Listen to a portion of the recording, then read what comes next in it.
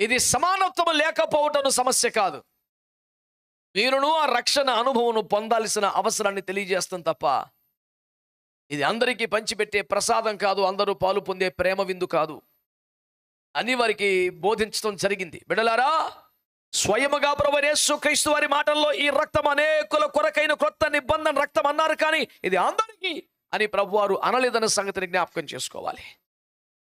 ఆ అనేకులలోని ఉంటే అది నీ భాగ్యం, ఆ ఏర్పాట్లోకి రాగలిగితే అది నీ భాగ్యం.